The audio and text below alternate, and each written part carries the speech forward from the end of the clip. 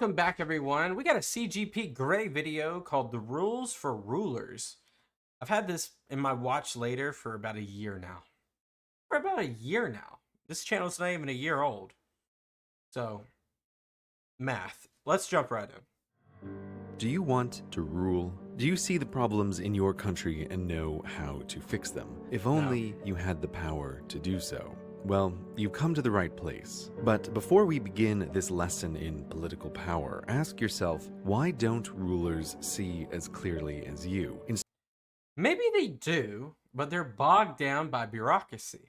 Instead, acting in such selfish, self-destructive, short-sighted ways. Are they stupid, these most powerful people in the world, or is it something else? The throne looks omnipotent from afar, but it is not as it seems. Take the throne to act, and the throne acts upon you. Accept that, or turn back now before we discuss the rules for rulers. That's only part one. We got more. Oh, we got some serious rock. All right, let's go. No matter how bright the rays of any sun king, no man rules alone. A king can't build roads alone, can't enforce laws alone, can't defend the nation or himself alone. The power of a king is not to act, but to get others to act on his behalf, using the treasure in his vaults. A king needs an army and someone to run it, treasure and someone to collect it, law and someone to enforce it. The individuals needed to make the necessary things happen are the king's keys to power. All the changes you wish to make are but thoughts in your head if the keys will not follow your commands. Right, so you have to have infrastructure and you have to have incentive. In a dictatorship where might makes right, the number of keys to power is small, perhaps only a dozen generals, bureaucrats, and regional leaders. Sway them to your side and the power to rule is yours, but never forget, displease them and they will replace you. Now, all countries lie on a spectrum from those where the ruler needs few key supporters to those where the ruler needs many. This foundation of power is why countries are different, yet many keys or few, the rules are the same. Right, basically, I can't talk. Authoritarian, to like complete democracy. First, get the key supporters on your side. With them, you have the power to act. You have everything. Without them, you have nothing. Now, in order to keep those keys to power, you must, second, control the treasure. You must make sure your treasure is raised and distributed to you for all your hard work and to the keys needed to keep your position. This is your true work as a ruler, figuring out how best to raise and distribute resources. So you just got to know how to budget, so as not to topple the house of cards upon which your throne sits. Now you, aspiring benevolent dictator, may want to help your citizens, but your control of the treasure is what attracts rivals, so you must keep those keys loyal. But there's only so much treasure in your vaults, so much wealth your kingdom produces, so beware. Every bit of treasure spent on citizens is treasure not spent on loyalty.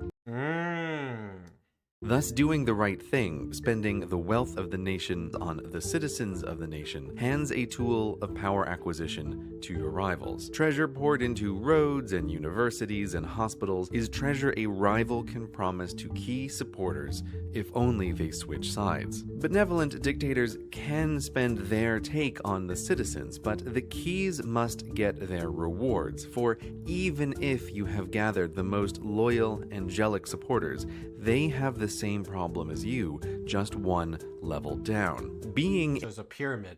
A key to power is a position of power. They too must watch out for rivals from below or above. Thus, the treasure they get must also be spent to maintain their position. The loyal and dim may stay by your side no matter what, but smart key supporters will always watch the balance of power, ready to change allegiance if you look to be the loser in a shifting web of alliances. In countries where the keys are few, the rewards are great. And when violence rules, the most ruthless are attracted, and angels that build good works will lose to devils that don't. So, most of what we've talked about so far are really for the authoritarian.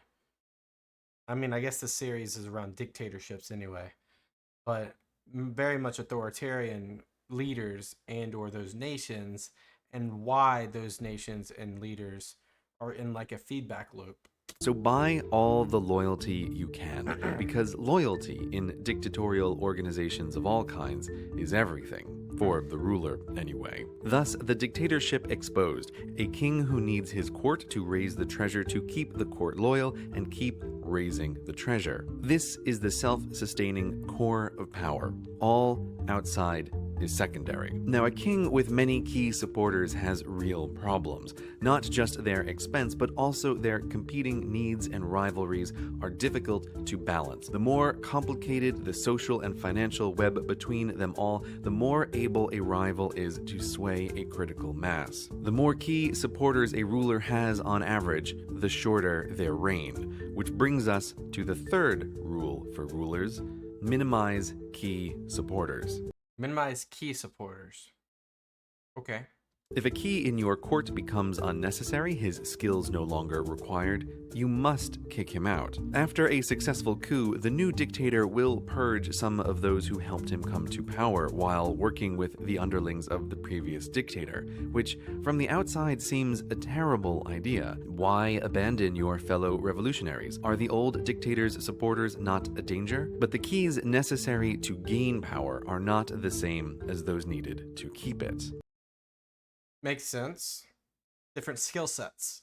Having someone on the payroll who was vital in the past but useless now is the same as spending money on the citizens. Treasure wasted on the irrelevant. And by definition, a dictator that pulls off a coup has promised greater treasure to those switching sides. The size of the vault has not changed, so the treasure must be split among fewer. A dictator that sways the right keys, takes control of the treasure, cuts unnecessary spending, kills unnecessary keys, will have a long and successful career. Seeing the structure unveiled, you might be excited to get started and control a country to the benefit of you and your cronies, or you might be exhausted, wishing to do good but seeing the structural difficulties. Now turn to democracy for salvation. So let us discuss rulers as representatives. Okay. You again might have grand dreams of the utopia you wish to build, but no man rules alone, and never more so than in democracy. Presidents and prime ministers must negotiate with their senates and parliaments and vice versa, and Way too many checks and balances in a democracy to move fast. It's meant to move slow, but be built on principles that have already been bestowed, so the structure and the integrity of the office stays steady as the course remains. And usually in democracies, there's change of keys in terms of the top, meaning that it's not built for a 40, 50 year one-sided reign. It's built for a unified reign with continued cycling of the top spot. That's why it's such an interesting dynamic when you have, like, for example, like the United States. I mean, for example, House of Lords, it's a lifetime appointment. That's the UK. Or the United States, you could say that some of these appointments for the Congress are lifetime appointments, even though they're not. But there's no term limit. So it seems that I'm going into a tangent. But let's keep watching. they all have their own key supporters to manage. In a well-designed democracy, power is fractured among many and is taken not with force, but with words, meaning you must get thousands or millions of citizens to, if not like you on election day, at least like you better than the alternative. Which we've seen that a ton recently. With so many voters and such fractured power, it's impossible to, as a dictator would, follow these rules and buy loyalty. Or is it? Of course not. Don't think of citizens as individuals with their individual desires, but instead as divided into blocks. Yeah. The elderly or homeowners or business owners Voting blocks is what they're called. or the poor. Blocks you can reward as a group. Democracies have wildly complicated tax codes and laws, not as accident, but as reward for the blocks that get and keep the ruling representatives in power. Farming subsidies, for example, have nothing to do with the food a nation needs, but entirely with how key the vote of the farming bloc is. Countries where farmers' votes don't swing elections don't have farming subsidies. If a bloc doesn't vote, such as younger citizens, then no need to divert rewards their way. Even if large in number, they are irrelevant to gaining power. Which is a slippery slope for lobbying. Very slippery. Very slippery. Because subsidies could be quid pro quo for voting, which is lobbying. So it creates like a triangulation of money. Which is good news for you. One less block to sway, and the treasure you give your key blocks has to come from somewhere. If you want long years in office, Rule 3 is your friend in a democracy just as much as a dictatorship. You can't eliminate those who don't vote for you, but there is still much you can do. Once in power, make it easier for your key blocks to vote and harder for others. Establish voting systems that reduce the number of blocks you need to win, the more rivals you get. Very handy indeed. Draw election borders to predetermine the results for you or your cronies, and have party pre-elections with Byzantine rules to determine who blocks even can vote for. Mix and match the above for even better power perpetuation. When approval ratings couldn't be lower, yet re-election rates couldn't be higher, you'll know you've succeeded. That's crazy. That's called Optimus versus Popularis right there.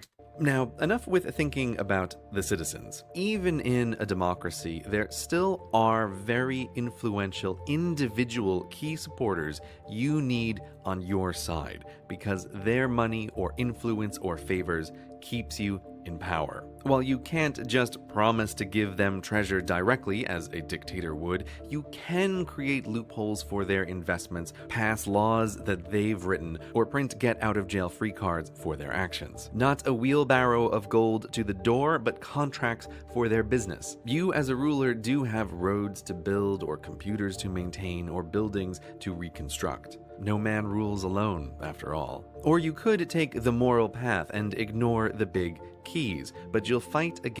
But then they'll just go to the next guy. Against those who That means the system has a problem. didn't. Good luck with that. Corruption is not some kind of petty crime, but rather a tool of power in democracies and dictatorships. But more on that another time.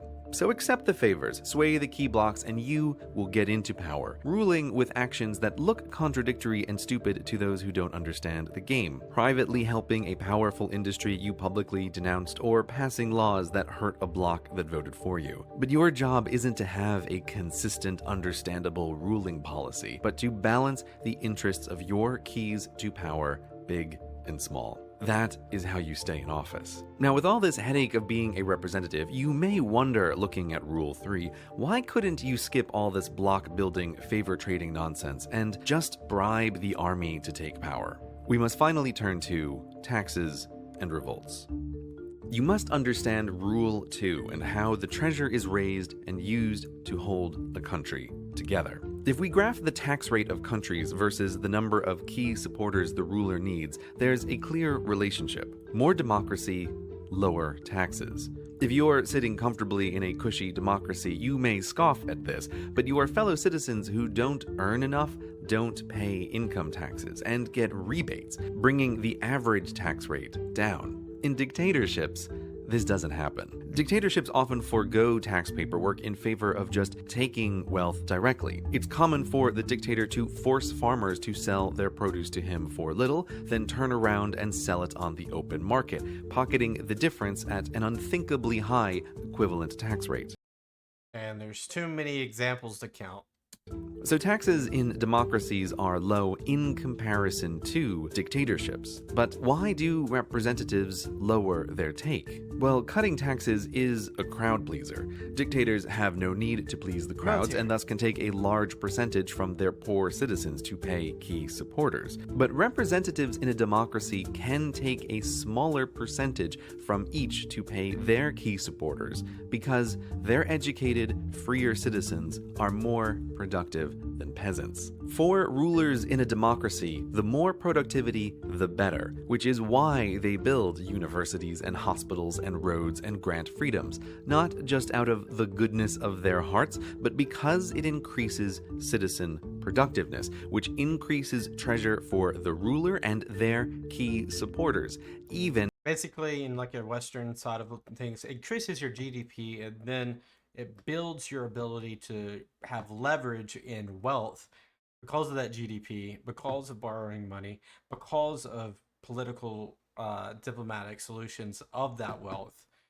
It all stems by a circular motion of education equals innovation. when a lower percentage is taken. Democracies are better places to live than dictatorships, not because representatives are better people, but because their needs happen to be aligned It's more altruistic. with a large portion of the population. The things that make citizens more productive also make their lives better. Representatives want everyone productive, so everyone gets highways. The worst dictators are those whose incentives are aligned with the fewest citizens, those who have the fewest keys to power. This explains why the worst dictatorships have something in common: gold or oil or diamonds or similar. If the wealth of a nation is mostly dug out of the ground, it's a terrible place to live because a gold mine can run with dying slaves and still produce great treasure. Oil is harder, but luckily foreign companies can extract and refine it without any citizen involvement. With citizens outside this cycle, they can be ignored while the ruler is rewarded and the keys to power kept loyal. And it's actually like when you do that, I mean, there's so many examples there's too many examples to even say, but especially with the oil refinery, when you have foreign companies coming in, you lose your leverage with that natural resource because you then are reliant on that foreign company to do your labor of that wealth, and you might not get the price you would be able to get it if you were to use your to nationalize said oil, nationalize said natural gas. So, but we've seen some change in the recent 50, 100 years on that. Thus, we live in a world where the best, smartest democracies are stable, the worst, richest dictatorships are stable, and in between is a valley of revolution. The resource-rich dictators build roads only from their ports to their resources and from their palace to the airport, and the people stay quiet not because this is fine or even because they're scared, but because the cold truth is starving, disconnected illiterates don't make good revolutionaries. Now, a middling dictator without resources must, as mentioned before, take a large amount of wealth directly from his poor farmers. And a lot of the I'm just going to be brief. There's a ton of governments that have so many wrongdoings, but you see a majority of these types of the types of countries that are in this status in underdeveloped regions, like in Saharan Africa and or like the Indies. A lot of those areas have gotten better as the days have gone by. But I am hoping for continued revolutions in not a sadistic, bloody way, but in a innovative way across those regions to get the power of the people more resilient, to adapt. It's just insane.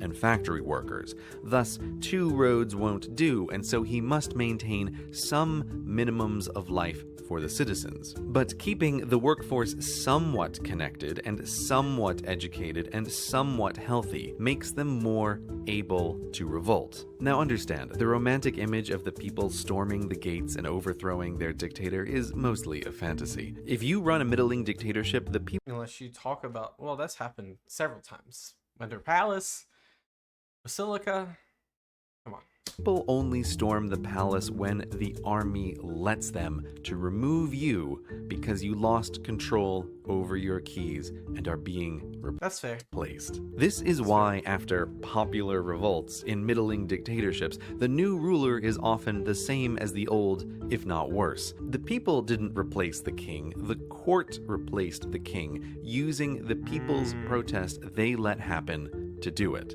The very things a benevolent dictator wants to build to cross this valley take treasure away from the keys to power and make the citizens more able to revolt. That's why education is so important.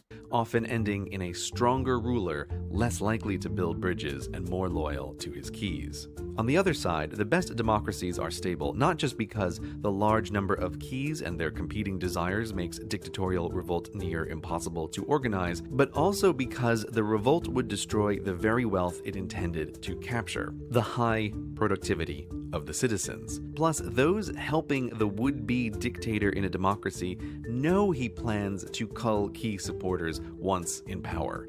That's what a coup is. So potential key supporters must weigh the probability of surviving the cull and getting the rewards versus the risk of being on the outside of a dictatorship they helped create. In a stable democracy, that's a terrible gamble. Maybe you'll be incredibly wealthy, but probably you'll be dead and have made the lives of everyone you know worse. The math says no. Being on the right side of a coup in a dictatorship means having the resources to get you and your family what the peasants lack: healthcare, education, quality of life. This is what makes the competition for power so fierce. But in a democracy, most already have these things, so why risk it? So the more the wealth of a nation comes from the productive citizens of the nation, the more the power gets spread out and the more the ruler must maintain the quality of life for those citizens. The less. So it's hard. It's really hard once you get to on the left-hand side to lose that without some major shakeups. Now, if a stable democracy becomes very poor, or if a resource that dwarfs the productivity of the citizens is found, the odds of this gamble change and make it more possible for a small group to seize power. Because if the current quality of life is terrible, or the wealth not dependent on the citizens, coups are worth the risk. When democracies fall, these are usually the reasons. These rules for rulers explain not only why some men are monsters and others are merciful, but everything about politics, from war to foreign aid to political dynasties to corruption, all of which we can talk about at another time. But for now, you, aspiring ruler, may be disgusted by the world of politics and have decided to avoid it entirely. But you cannot, for rulers come in many forms. Yes, kings, presidents, and prime ministers, but also deans, dons, mayors, chairs, chiefs. These rules apply to all and explain their actions, from the CEO of the largest global corporate conglomerate who must keep his board happy to the chair of the smallest homeowners association, managing votes and spending membership fees. You cannot escape structures of power. You can only turn a blind eye to understanding them. And if you ever want the change you dream about, there's a zeroth rule you cannot ignore. Without power, you can affect nothing. You may not like these rules, but surely better you on the throne than someone else. And who knows, maybe you'll be different. That's crazy. That's crazy at the end. That will change. Oh, wow. So if you guys ever want to become a ruler, of some sort, there you go. Will you be benevolent or will you be a tyrant? You got to control who your keys are, and from the keys you can control how a society is ran. But sometimes those keys control you because they have the majority. Just depends how the structure's set up. Depends on the checks and balances, and the checks and balances usually have more power collectively than the said person. That's why we have, so many things in the past, like where you. And that's why some things were so airtight that the only way to change power is to get rid of somebody. Crazy. Well, I think that's all I'm gonna do on this video. brain is going crazy right now in terms of like all the keys and all the different turns. Let me know though. Let me know what you thought of this video. And yeah, that's all I got for today. Thank you guys so much for being here. I'll see you guys next time. Peace out and bye-bye.